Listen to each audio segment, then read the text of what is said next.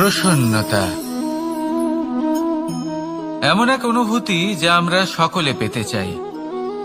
এবার এটা ভেবে দেখুন যে আমরা আমাদের প্রসন্নতার জন্য অন্য কাউকে দায়ী কেন করি। আজও এরকম কিছু করেছে, ওর জন্য আমি দুঃখী হয়ে আছি।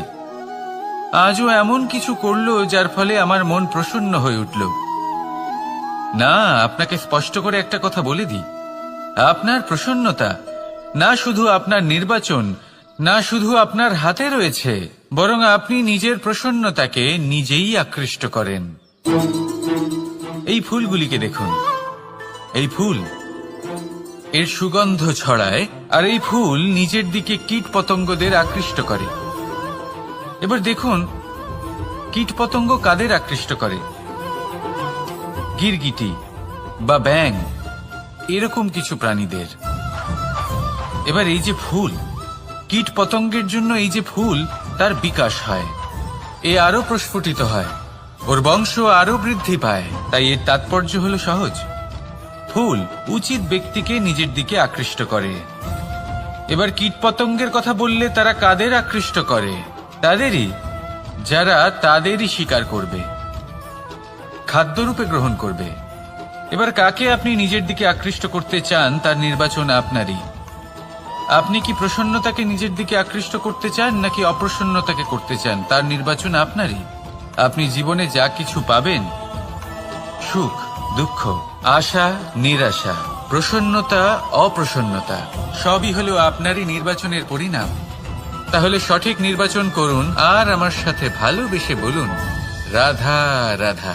ঘূর্ণিঝড়, যখন এই ঘূর্ণিঝড় আসে তখন প্রচন্ড বেগে হাওয়া বয়ে চলে। সেই সময় এমন কিছু বৃক্ষ আছে যা কঠিন হয়ে দৃঢ় হয়ে দাঁড়িয়ে থাকে।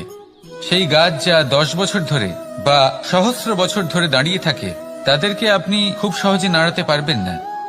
কিন্তু ঘূর্ণিঝড়, এর প্রভাব এতটাই তীব্র হয়, এর হাওয়াতে এতটাই প্রবল শক্তি থাকে যে এই বৃক্ষগুলিকে উচ্ছেদ করে, সেই বৃক্ষ নষ্ট হয়ে যায়।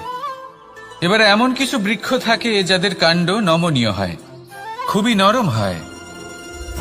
সেই জন্য যখন জোরে বাতাস বয়, কোনো ঘূর্ণিঝড় আসে, তখন এই বৃক্ষগুলি ঝুঁকে যায়। আর যখন এই ঘূর্ণিঝড় চলে যায়, শান্ত হয়ে যায়, তখন ওরা আবার দাঁড়িয়ে পড়ে। এবার এটাকে আপনি কি বলবেন, কি বুঝবেন আপনি? সুযোগ সন্ধানী? না, বরং এটাই হলো প্রকৃত আদর্শ। যখন আপনার সামনে এমন কেউ থাকেন যিনি আপনার থেকে অনেক শক্তিশালী, তখন তাকে সম্মান করা আপনাকে শিখতেই হবে।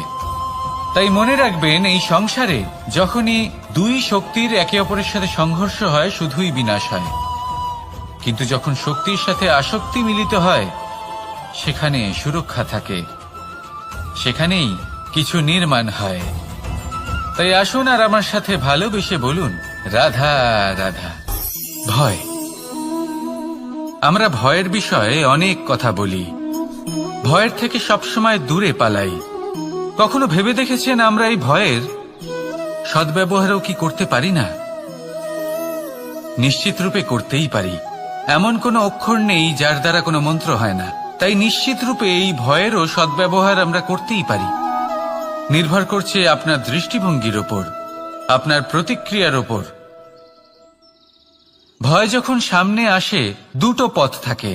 প্রথমটা হলো ভয়ভীত হয়ে চুপচাপ পালিয়ে যাওয়া, আর দ্বিতীয় পথ সেই ভয়ের সম্মুখীন হওয়া।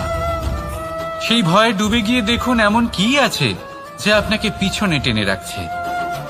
নিজের সাহসকে জাগিয়ে তুলুন, নিজেকে আরো শক্তিশালী বানিয়ে তুলুন, নিজেকে আরো শ্রেষ্ঠ বানিয়ে তুলুন, আর আপনার সামনে যা আছে সব প্রাপ্ত করে নিন। সেই ভয়, আপনি তার থেকে পালিয়ে যেতে চান নাকি তার সম্মুখীন হয়ে নিজেকে আরো শ্রেষ্ঠ বানাতে চান? সেই চয়ন আপনারই, প্রতিক্রিয়া আপনারই, দৃষ্টিভঙ্গি আপনারই। আসুন আর আমার সাথে ভালোবেসে বলুন, রাধা রাধা। কখনো কোনো বনে আপনি আগুন লাগতে দেখেছেন? এমন ভয়ানক আগুন লাগতে পারে সমস্ত বন জ্বালিয়ে দিতে পারে। সেখানে যে বনস্পতি পাওয়া যায়, সেখান থেকে যে ঔষধি পাওয়া যায়, সবকিছু নষ্ট হয়ে যায়। যে পশু পাখি পাওয়া যায় বেশিরভাগই নিজের প্রাণ হারিয়ে ফেলে, আর যারা বাকি থাকেন তারা নির্বাসিত হন। কিন্তু কখনো ভেবে দেখেছেন এই বনে আগুন লাগে কি করে? ছোট ছোট শুকনো পাতার কারণে, শুকনো ডালের কারণে, সেইগুলো যেগুলো কখনো গাছের অংশ ছিল। সবসময় মনে রাখবেন, গাছ আমরা কুড়ুল দিয়ে কেটে থাকি, কিন্তু গাছ কখনো কুড়ুলের ডগা দিয়ে কাটা যায় না। বরং এই যে হাতলটা আছে, তাতে যে শক্তি লুকিয়ে রয়েছে, এই শক্তির দ্বারা গাছ কাটা হয়। এবার বলুন, এই যে হাতল, এ কি দিয়ে তৈরি হয়? স্বয়ং গাছের দ্বারাই। এর থেকে আপনি কি শিক্ষা পেলেন? যদি কেউ আপনজন হন, যে আপনার কোনো দরকারে লাগছেন, সেই কারণে তাকে নিজের থেকে দূরে করবেন না। যদি তার সাহায্যের প্রয়োজন হয় তাহলে তাকে সাহায্য করুন, যদি তার সঙ্গের প্রয়োজন হয় তাহলে তাকে সঙ্গ দিন। নিঃস্বার্থভাবে আপনজনদের বিকাশের পথে নিয়ে যান। নিজের স্বার্থ অনুসারে আপনজনদের নিজের জীবনে রাখবেন না। আসুন আর আমার সাথে ভালোবেসে বলুন, রাধা রাধা। জীবনে লক্ষ্য লাভ কি করে করতে হয়? কেউ বলবে বন্ধুদের সাহায্যে, কেউ বলবে প্রেমের সাহায্যে, কেউ বলবে নিরন্তর চেষ্টা করলে, কেউ বলবেন পরিশ্রম করলে, কেউ বলবেন ঈশ্বরের আশীর্বাদে, ইত্যাদি ইত্যাদি। আমি আপনাকে বুঝিয়ে বলি, এই যেমন ত্রিলোক আছে, অর্থাৎ 3 লোক আছে, যাকে সঞ্চালন করে ত্রিদেব বা 3 জন দেবতা। সেইভাবে নিজের লক্ষ্যে পৌঁছানোর জন্য 3টি ভাবের প্রয়োজন পড়ে। প্রথম ভাব হলো স্বপ্ন দেখা। আপনি যদি স্বপ্ন দেখতে শুরু না করেন তাহলে সেখানে পৌঁছতেই পারবেন না। তারপর আপনাকে দৃঢ় সংকল্প নিয়ে সেই পথ যেমনই হোক তাতে চলতে হবে। এ হলো দ্বিতীয় ভাব, দৃঢ় সংকল্প। আর তৃতীয় ভাব হলো সেই লক্ষ্যের যাত্রা পূর্ণ করার জন্য প্রতিবদ্ধ হওয়া। তাই যদি আপনি স্বপ্ন দেখতে পারেন, দৃঢ় সংকল্প দ্বারা পথ যতই কঠিন হোক না কেন তাতে চলতে পারেন, আর সেই লক্ষ্য লাভের যাত্রা পূর্ণ করার জন্য প্রতিবদ্ধ হতে পারেন, তাহলে আপনি নিশ্চিত রূপে আপনার লক্ষ্য লাভ করতে পারবেন। তাই আপনি এটাই করুন, আর আমার সাথে ভালোবেসে বলুন, রাধা রাধা। কথায় আছে যে জীবনে কিছু শুরু করার আগে স্বপ্ন দেখা অত্যন্ত গুরুত্বপূর্ণ, আর এটা 100% সত্যিও। কিন্তু কিছু মানুষ স্বপ্ন দেখা শুরু না হয় করে দেন, কিন্তু তারপর থামেনি না। স্বপ্ন দেখতেই থাকেন, তারা ভাবতেই থাকেন, কর্ম করেন না। এমন সময় আপনাকে নিজেকে জাগিয়ে তুলতে হবে। নিজেকে বলতে হবে যে এবার উঠে কর্ম করার সময় এসে গেছে। কারণ আপনারা যদি অত্যাধিক বিচার করতে থাকেন, স্বপ্ন দেখতে থাকেন, তাহলে উঠে কিছুই করতে পারবেন না। আপনি শুধু একটা কাজ করুন, উঠে কর্ম করা আরম্ভ করে দিন। তারপর ভেবেচিন্তে ধীরে ধীরে নিজের কর্মকে দিশাও দিন, আর তাকে উচিত গতিও দিন। কারণ এটাই হলো সাফল্যের মূল মন্ত্র। না শুধু কর্ম করুন না ভাবনা চিন্তা করে, আর না শুধু ভাবুন কর্ম না করে। সাফল্যের মূল মন্ত্র হলো এর ভারসাম্যে। তাহলে এটাই করুন, সাফল্যকে লাভ করুন, আর আমার সাথে ভালোবেসে বলুন, রাধা রাধা। সূর্যের মনে হয় যে তার থেকে বেশি তেজস্বী আর উজ্জ্বল কেউ নেই। তাই তার এই অহংকার ভঙ্গ করার জন্য মেঘ চলে আসে। তারপর এই মেঘের অহংকার বেড়ে যায় যে তার থেকে বেশি ঘন আর কেউ নেই। তারপরে বাতাসের একটা প্রবল দমক আসে আর মেঘেদের ছিন্ন ভিন্ন করে দিয়ে চলে যায়। তখন বায়ুর অহংকার বেড়ে যায়, আরো ভাবে যে তার থেকে বেশি শক্তিশালী আর কেউ নেই। এই দমকা বাতাস যখন বিশাল এক পর্বতের সাথে ধাক্কা খায়, তখন সেই বাতাসের অহংকারও চূর্ণ বিচূর্ণ হয়ে যায়। তারপরে পর্বত ভাবে যে তার থেকে বেশি ধীর আর শক্তিশালী আর কেউ নেই। তখন পৃথিবীতে ভূমিকম্প হয়, আর সেই বিশাল পর্বত চূর্ণ বিচূর্ণ হয়ে যায়, তারও অহংকার ভেঙে যায়। এবার ধরিত্রীর অহংকার হতে থাকে। ধরিত্রী বলে যে আমার উপর সবকিছু টিকে রয়েছে, আমার থেকে বেশি শক্তিশালী আর কেউ নেই। একটা ছোট্ট ইঁদুর আসে, মাটিতে গর্ত করে আর মাটি ধসিয়ে দেয়। ধরিত্রীর অহংকার ভেঙে যায়। এর তাৎপর্য হলো সরল। এই সংসারে অহংকার কখনো স্থির থাকে না, এই অহংকার ভাঙবেই। এটা হলো সাংসারিক চক্র। আমাদের নিজেদের জীবনে কর্তব্য পালন করতে হবে, কর্ম করতে হবে, কিন্তু অহংকার নয়। যে ব্যক্তি এটা বুঝতে সক্ষম হন তাকে জ্ঞানী বলা হয়, আর যে মানুষ এটা বুঝতে পারেন না তিনি সারা জীবন শোধ প্রতিশোধ মান অভিমানের এই চক্রে আটকা পড়েন। এবার আপনি কি এই চক্রে আটকে থাকতে চান, নাকি জ্ঞানী হয়ে উঠতে চান? সেই চয়ন আপনারই। আসুন আর আমার সাথে ভালোবেসে বলুন, রাধা রাধা। কোন যোদ্ধা জন্ম থেকে যোদ্ধা হন না, তিনি যোদ্ধা হবেন কিনা চয়ন করেন। তিনি যোদ্ধা হবেন বলে তখনই স্থির করেন যখন তিনি পিছু হটবেন না বলে দৃঢ় প্রতিজ্ঞ হন। যদি ওনার সামনে অশুভ কিছু হয় তার বিরোধিতা করতে দৃঢ় প্রতিজ্ঞ হন, তবেই তিনি যোদ্ধা হতে পারেন। কেউই যোদ্ধা হয়ে এই পৃথিবীতে জন্মগ্রহণ করেন না। আপনি কি হতে চান? সেই দর্শক হতে চান যারা যুদ্ধভূমিতে বসে থেকে অন্য কারোর জয়ে উচ্ছ্বাস প্রকাশ করেন, নাকি সেই যোদ্ধা হতে চান যিনি নিজের শৌর্য দিয়ে বীরত্ব দিয়ে পরাক্রম প্রদর্শন করেন এবং যার প্রশংসা যুগ যুগ ধরে হয়ে চলে? সিদ্ধান্ত আপনারই। আসুন আর আমার সাথে ভালোবেসে বলুন, রাধা রাধা। সাফল্য খুব সহজ এক শব্দ।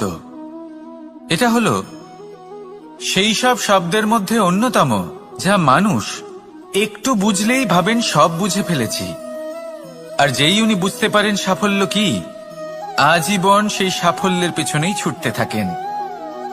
এই সাফল্য হলো একটা খেলার মতো, যাতে মানুষ নিজের সমস্ত জীবন বাজি লাগিয়ে দেন। আর প্রত্যেক খেলার মতোই এরও কিছু নিয়ম রয়েছে। আর প্রাথমিক নিয়ম হলো এই সাফল্য লাভ করার জন্য সাফল্য লাভ করার স্বপ্ন আপনাকে অবশ্যই দেখতে হবে আগে। হ্যাঁ, কিন্তু শুধুমাত্র স্বপ্ন দেখলেই কিছুই হবে না। স্বপ্ন দেখুন, তারপরে আপনার নিজের নিদ্রাকে ভঙ্গ করতে হবে, দিনরাত পরিশ্রম করতে হবে, দিনরাত চেষ্টা করতে হবে, তবেই এই সাফল্য আপনার কাছে আসবে আর আপনার পদানত হবে। তাহলে স্বপ্ন দেখুন আর পরিশ্রম করে তাকে সার্থক করুন। যদি এটা করেন তবেই সাফল্য সহজেই আপনার কাছে আসবে। আর তখন মন প্রসন্ন হয়ে বলবে, রাধা রাধা। সমস্যা প্রত্যেকের জীবনেই সমস্যা আসা যাওয়া করে, আর প্রত্যেক মানুষ সমস্যা আসার পর তার সমাধান খুঁজতে উঠে পড়ে লাগেন। কিন্তু যখনই সমস্যার সমাধান হয়ে যায় আমরা সুপ্রসন্ন হয়ে যাই এবং অসাবধানও হয়ে যাই। আমাদের মনে হয় যে আমরা সম্পূর্ণরূপে সমস্যার অন্ত করেছি, কিন্তু কোথাও না কোথাও একটা ছোট্ট বীজ রয়েই যায়, আর সেই বীজ আমাদের অসাবধানতার ছত্রছায়ায় বড় হতে থাকে, আর তারপর মহা সংকট হয়ে আবার আমাদের উপর আক্রমণ করে। এই সংকট যে কোনো রূপে আসতে পারে, কোনো শত্রুর রূপেও আসতে পারে, বা কোনো মহামারীর রূপেও আসতে পারে। সেই জন্য সবসময় সাবধান থাকাই উচিত, কারণ অসাবধান হলে কি হয়, আমাদের সুরক্ষা চক্রে একটা ছেদ উৎপন্ন হয়, আর আমাদের শেষ করতে পারে এমন এক বাণ সেই ছেদ বিন্দু হয়ে আমাদের হৃদয়ে প্রবেশ করতে পারে। তাই যে কোনো সমস্যার সমাধান করুন, জয়ী হন, উৎসব পালন করুন, কিন্তু সাবধানে থাকবেন। আসুন আর আমার সাথে ভালোবেসে বলুন, রাধা রাধা। আমাদের জীবনে দুই ধরনের সম্পত্তি হয়ে থাকে, এক হলো ভৌতিক সম্পত্তি, এক হলো জৈবিক সম্পত্তি। অর্থ, সম্পদ, সুবিধে, খাদ্য এইসব ভৌতিক সম্পত্তির মধ্যে পড়ে। ব্যক্তি, মিত্র, পরিবার, আমাদের আপনজন, আত্মীয় স্বজন সব জৈবিক শ্রেণীতে পড়ে। আর প্রত্যেক মানুষের পক্ষে এই বিভাজন বোঝা অত্যন্ত আবশ্যক, কারণ মূলত আমাদের ব্যবহার দুই রকমের হয়ে থাকে, হয় আমরা ভালোবাসি বা আমরা সদ্ব্যবহার করি। আর সবথেকে বড় ভুল আমরা তখন করি যখন আমরা বুঝতেই পারি না যে ভালোবাসবো কাকে আর ব্যবহার করব কাকে। আমরা ভৌতিক সম্পত্তি ভালোবেসে ফেলি আর ব্যবহার করি জৈবিক সম্পত্তিকে। যেখানে এটা অনুচিত। জৈবিক সম্পত্তিকে ভালোবাসুন আর ভৌতিক সম্পত্তিকে ব্যবহার করুন। যেদিন আপনার মধ্যে এই বোধ জাগ্রত হবে যে কাকে ভালোবাসবেন আর কাকে ব্যবহার করবেন, সেই দিন আপনার জীবনে শুধুই শান্তি বিরাজমান হবে। আর তখন এই মন প্রসন্ন হয়ে বলবে, রাধা রাধা।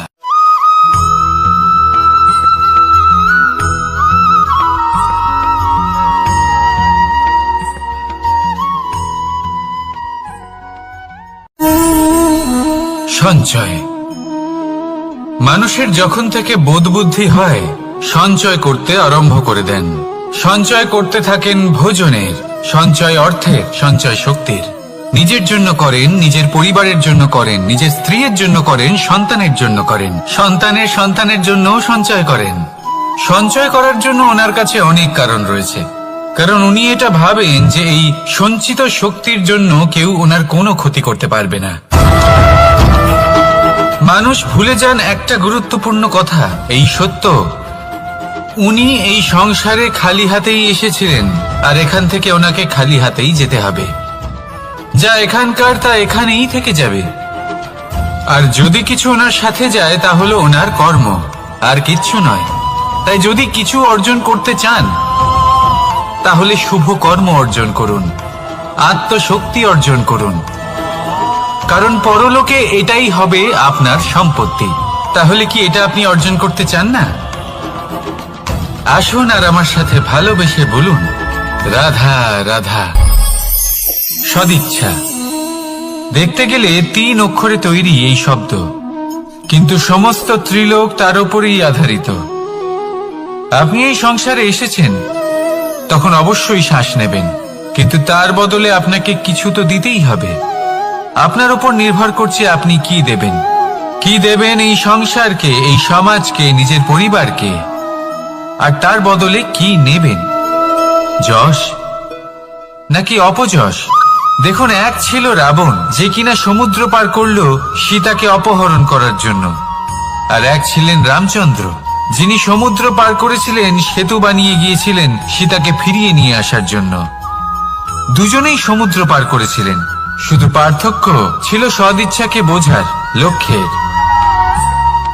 অনেক মানুষের যাত্রা একরকম হতেই পারে, কিন্তু আনন্দ তখনই লাভ করবেন যখন লক্ষ্য শুভ হবে, মহান হবে। এই লক্ষ্য দিয়ে এই সংসারের কল্যাণ হবে এবং মানুষের সম্মান হবে। যদি আপনার সংকল্প উচিত হয় তাহলে আপনার লক্ষ্য উচিতই হবে, নয়তো শুধুমাত্র বিনাশ হবে। আর উচিত এটাই হবে যে বিনাশের হাত থেকে যেন নিজেকে বাঁচানো যায়, কি বলেন? তাই জীবনে যে লক্ষ্য স্থির করছেন, মনে রাখবেন তা যেন শুভ লক্ষ্য হয়।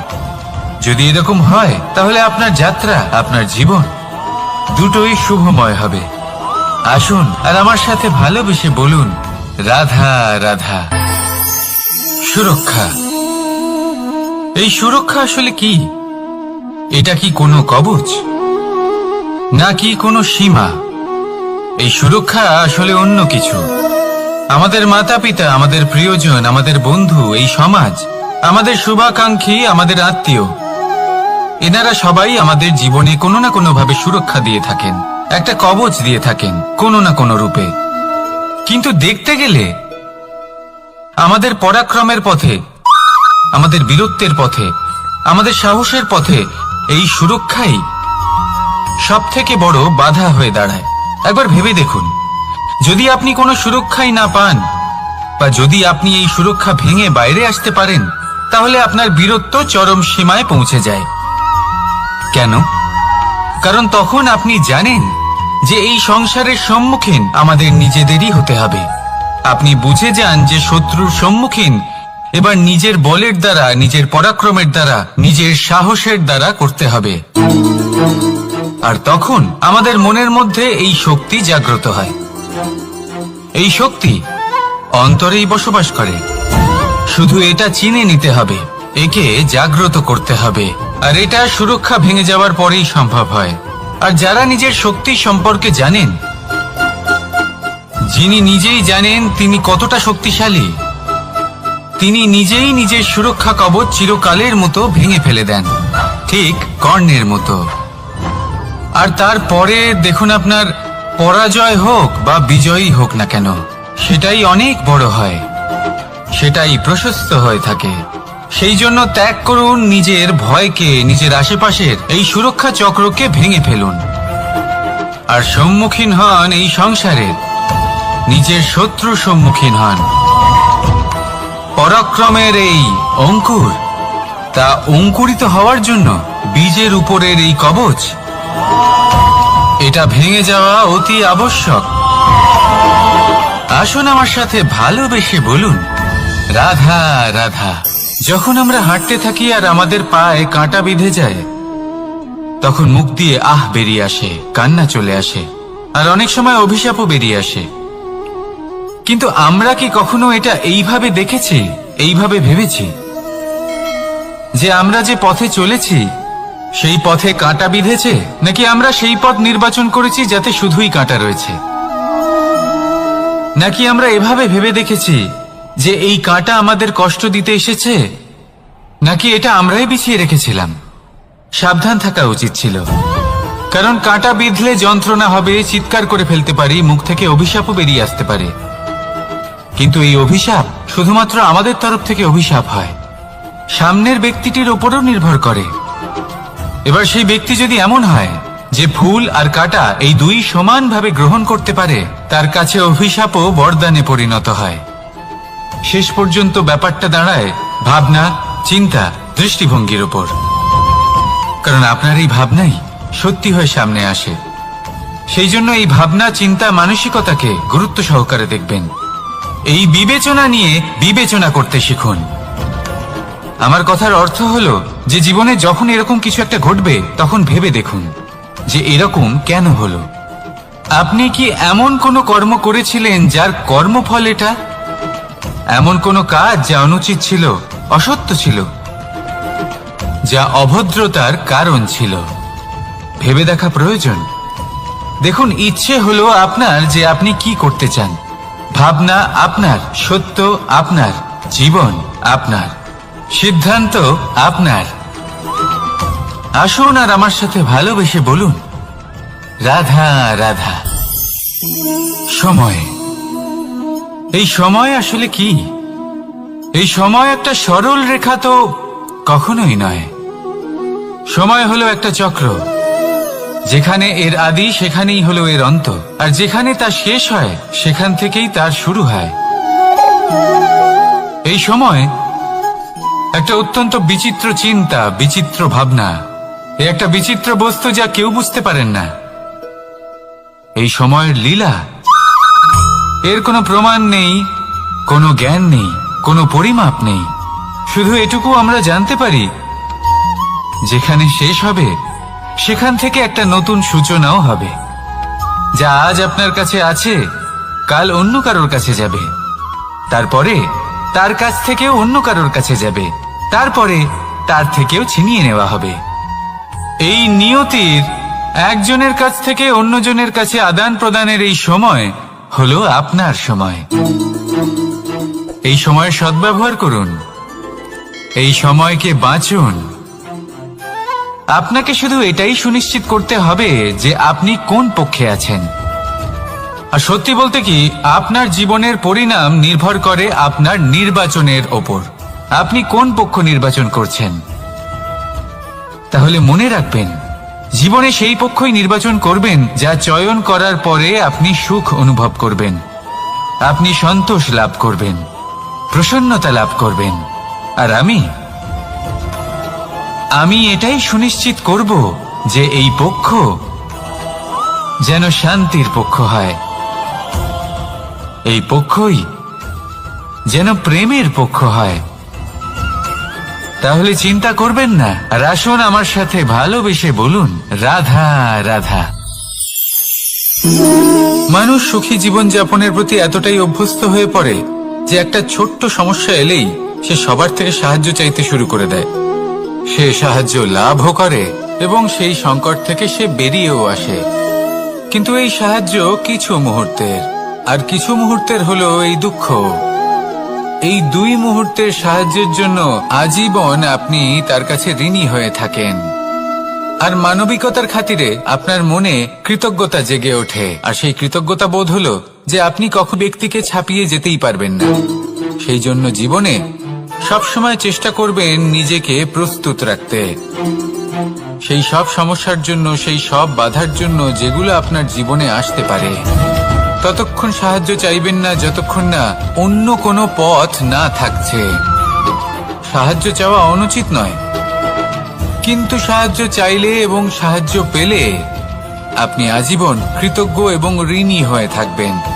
আর তারপর একদিন আপনি পরিবর্তন দেখতে পাবেন যে কিভাবে আপনি ছোট ছোট সমস্যার জন্য সাহায্য না চেয়ে বড় বড় সমস্যার সম্মুখীন হতে প্রস্তুত হয়ে গেছেন। এটাই হলো সংসারের নীতি। এটাই পালন করুন আর আমার সাথে ভালোবেসে বলুন, রাধা রাধা। আপনি কখনো কাউকে পর্বতে আরোহণ করতে দেখেছেন? বা আপনি কখনো নিজে কোনো পর্বতে আরোহণ করেছেন? করে থাকলে আপনি এই বিষয়ে অবশ্যই জানবেন যে যখন আমরা শিখরের দিকে এগোই, ওপরের দিকে এগিয়ে চলি, তখন আমাদের একটু ঝুঁকে পথ চলতে হয়। তখনই আমরা সেই পর্বত আরোহণ করতে পারি। কিন্তু যে ব্যক্তি নিচের দিকে ফিরে আসছেন তিনি কিন্তু ঝুঁকে চলেন না, তিনি দৃঢ়ভাবে সোজা হয়ে নিচে নামেন। এই ভারসাম্য বজায় রাখার এই খেলাতে সংসারের একটা সার লুকিয়ে রয়েছে। যদি আপনিও জীবনে উঁচুতে উঠতে চান, শিখরে পৌঁছতে চান, তাহলে আপনাকেও নত হয়ে বিনম্র হয়ে সামনে এগোতে হবে। সেখানে যদি আপনি বুক চিতিয়ে উদ্ধতভাবে অহংকার বোধ নিয়ে চলতে থাকেন, সেখান থেকেই আপনাকে নিচে নামতে হবে। কোনো ব্যক্তি তার বিনম্র স্বভাব দেখেই বোঝা যায় যে সেই ব্যক্তি সাফল্যের শিখর দেশে আরোহণ করছে নাকি নিচে তথা খাদের দিকে যাত্রা করছে। তাই সবসময় বিনম্র থাকুন, শ্রেষ্ঠ কর্ম করুন, পরিশ্রম করুন আর আমার সাথে ভালোবেসে বলুন, রাধা রাধা। আমাদের জীবনে আমরা যখনই এমন কোনো মানুষের সাথে পরিচিত হই যে বয়সে, পদে এবং আর্থিক দিক থেকে আমাদের থেকে পিছিয়ে, তখন আমরা সবাই খুব হীন নজরে তাদের দিকে দেখি। মনেই করি না যে সেই ব্যক্তির নিজস্ব একটা অস্তিত্ব রয়েছে, তার নিজেরও একটা মাহাত্ম্য রয়েছে। আমাদের মনেই হয় না যে আমাদের সামনে দাঁড়িয়ে থাকার যোগ্যতা আছে তাদের। চলুন আপনাকে একটা প্রশ্ন করি, শূন্যের নিজস্ব মূল্য কোথায়? আপনি বলবেন কিছুই না। শূন্যের আবার নিজস্ব মূল্য কোথায়? কিন্তু যখন এই শূন্যই কোনো সংখ্যার সাথে এসে যুক্ত হয়ে যায়, কোনো অঙ্কের সাথে এসে যুক্ত হয়ে যায়, তখন তার মূল্য অনেক গুণ বৃদ্ধি পায়। অর্থাৎ এই শূন্যের মূল্য অবশ্যই আছে। আর আমাদের জীবনেও এমন কিছু ব্যক্তি থাকেন, তাদের দেখে মনে হয় যে এদের কোনো মূল্যই নেই। কিন্তু যখন এই ব্যক্তি কারোর সাথে এসে জুড়ে যান, তখন তার মূল্য সেই ব্যক্তির বৃদ্ধি ঘটায়। এই সংসারে এমন কোনো ব্যক্তি নেই যার কোনো মূল্য নেই। যদি আমরা ধনুকের কথা বলি, তাহলে তার জন্য একটি দড়ির প্রয়োজন হয় যেটি প্রত্যঞ্চা হিসেবে ব্যবহৃত হয়। যদি এই প্রত্যঞ্চা না থাকে তাহলে ধনুকের কোনো মূল্যই থাকে না। যদি প্রত্যঞ্চা না থাকে তাহলে ধনুকের অস্তিত্ব অসম্পূর্ণ থেকে যায়। এই সংসারে যে কোনো ব্যক্তি হোক বা যে কোনো বস্তু হোক, প্রত্যেকের নিজস্ব একটি মূল্য আছে। তার সম্মান করুন, সামনে অগ্রসর হন আর আমার সাথে ভালোবেসে বলুন, রাধা রাধা। কর্ম এবং ফল। মানুষের স্বভাব হলো এটাই যে তিনি নিজের প্রত্যেক পরিশ্রমের প্রতিফল প্রার্থনা করেন। বেশিরভাগ সময় এই ফলাফলের চিন্তা করতে করতে, কল্পনা করতে করতে উনি কর্ম করতে থাকেন যে আমি এই কাজটা করলে এই ফল পাবো। সেই সব কল্পনা করতে থাকেন যা না তার হাতে আছে, না আছে অধিকার আর না আছে নিয়ন্ত্রণ। উনি শুধু নিজের কর্ম করতে পারেন। উনি কি ফল পাবেন তা তার হাতে কখনোই নেই। তাই আপনিও শুধুমাত্র কর্ম করতে থাকুন, ফলের চিন্তা করবেন না। মনে রাখবেন, শিকড় এবং শাখা যেভাবে একে অপরের সাথে জড়িয়ে, সেইভাবেই একে অপরের সাথে জড়িয়ে কর্ম এবং ফল। যেরকম কর্ম আপনি করবেন সেরকম ফল আপনি অবশ্যই পাবেন। তাই এই ফলের আশায় কর্মের সময় কখনোই নষ্ট করবেন না, কারণ যে ব্যক্তি সময় নষ্ট করেন, সময় সেই ব্যক্তিকে অবশ্যই নষ্ট করে দেয়। কর্ম করুন নিঃস্বার্থভাবে, ফলের চিন্তা করবেন না, আর আমার সাথে ভালোবেসে বলুন রাধা রাধা। কর্ম এবং ফল, দেখতে গেলে এই সমস্ত ব্রহ্মাণ্ড এই দুইয়ের মাঝেই স্থির হয়ে আছে। মানুষজন কর্ম করেন ভালো ফল লাভের আশায়, আর ভালো ফল লাভের আশায় উনি এটাই ভুলে যান যে উনি যে কর্ম করছেন তা কি করছেন। আমি বলেছিলাম কর্ম করুন ফলের চিন্তা না করে, কিন্তু কি কর্ম করছেন সেই বিষয়ে ভাবাটাও অত্যন্ত আবশ্যক।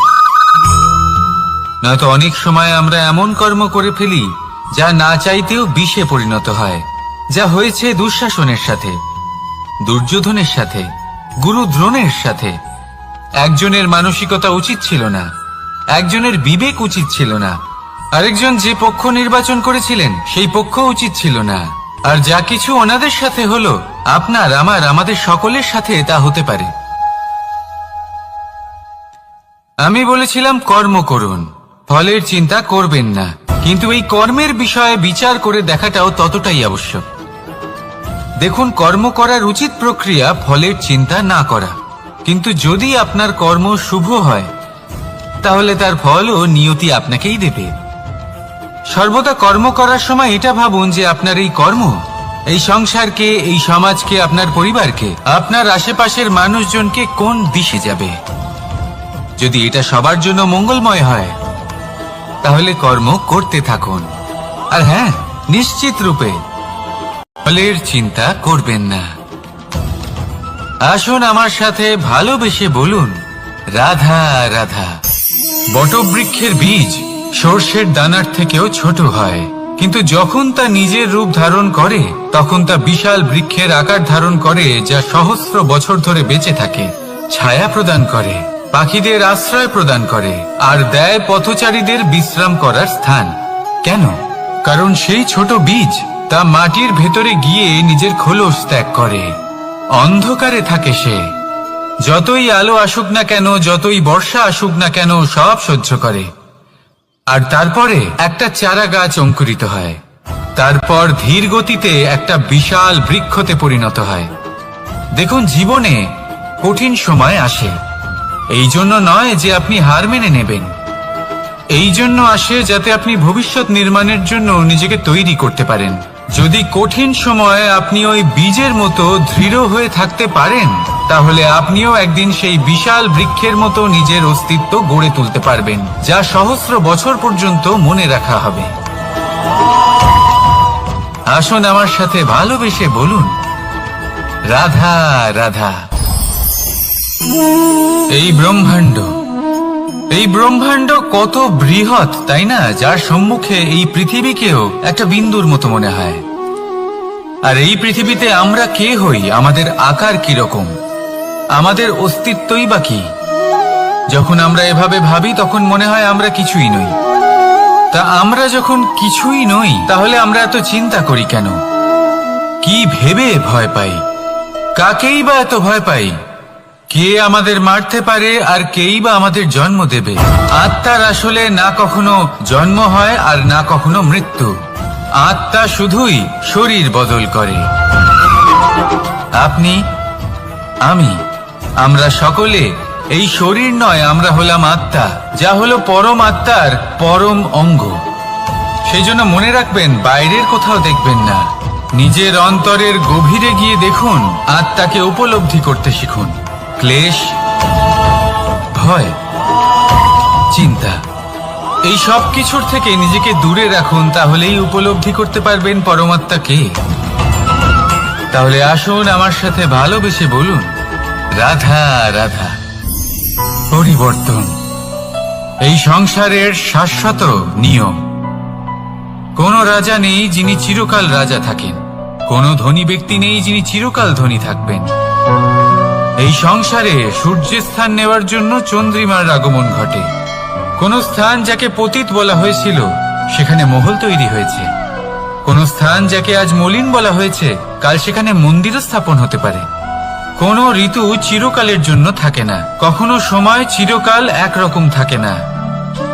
আজ যা আপনার কাছে রয়েছে কাল অন্য কারোর ছিল, আজ যে আপনার কাছে রয়েছে, কাল তা অন্য কারোর কাছে চলে যাবে। আপনার সাথে কিছু থাকলে তা হলো আপনার কর্ম, কিন্তু সেই কর্মের পরিণামও আপনার নয়। আপনি শুধু কর্ম করুন, বাকি সবকিছুই পরিবর্তনশীল। কিন্তু সেই পরিবর্তনকে দেখে ভয় পাওয়ার প্রয়োজন নেই, তাকে স্বাগত জানান। যদি আপনি হাসি মুখে সেই পরিবর্তনকে স্বাগত জানান, তাহলে এই পরিবর্তনও হাসি মুখে আপনার সাথে থাকবে। আসুন আমার সাথে ভালোবেসে বলুন, রাধা রাধা। এই সংসারে সুখ আর সন্তোষ লাভ করার পথ কি? ত্যাগ করা নাকি মেনে নেওয়া? এটা হলো একটা ধাঁধার সমান, আর যে বুঝতে পারে তার কাছে এক মিত্রের সমান। দেখুন, আপনি যা বদলাতে পারেন তা আপনি বদলে ফেলুন, যা আপনি বদলাতে পারবেন না তা আপনি স্বীকার করে নিন, আর যা মেনে নিতে পারবেন না তাকে নিজের থেকে আলাদা করে দিন। ধরুন, আপনার কোনো অভ্যেস আছে যা আপনি বদলাতে চান, বদলে ফেলুন। যদি কোনো সমস্যা থাকে যা বদলানো আপনার হাতে নেই, তা স্বীকার করে নিয়ে তার সাথে পথ চলা শুরু করে দিন। যদি কোনো আবেগ থাকে, পরিস্থিতি থাকে বা কোনো বস্তু থাকে যা আপনি মানতেই পারছেন না, কোনোদিনও মানতে পারবেন না, তাকে নিজের থেকে আলাদা করে দিন। একেও সন্ন্যাস বলা হয়। জীবনে সুখ দুঃখ, ক্ষয় হোক বা লাভ, এই সবেতেই সমান রূপে যাপন করা, তাই হলো সন্ন্যাস। এতেই জীবনের আনন্দ রয়েছে। তাহলে এই আনন্দ উপভোগ করুন আর আমার সাথে ভালোবেসে বলুন, রাধা রাধা। আজ আমি আপনাকে একটা কাহিনী শোনাবো। একটা খাড়াই উঁচু পাহাড় ছিল, যা বেয়ে ওঠা প্রায় অসম্ভব কাজ ছিল। এবার একদিন কয়েকটা ব্যাঙ এলো আর তা বেয়ে উঠতে শুরু করলো। আস্তে আস্তে প্রত্যেকটা ব্যাঙ মিলে লাফিয়ে লাফিয়ে ওপরে ওঠার চেষ্টা করছিল। নিচে কিছু পশু দাঁড়িয়েছিল যারা বলছিল, এটা তো অসম্ভব ব্যাপার, এই ব্যাঙগুলো উঠতেই পারবে না, সকলে পড়ে যাবে। আর তারপর ধীরে ধীরে সমস্ত ব্যাঙ নিচে পড়তে থাকলো। শেষ পর্যন্ত একটাই ব্যাঙ ছিল যে শিখরে পৌঁছতে পারল। জানেন সে কেন পারল?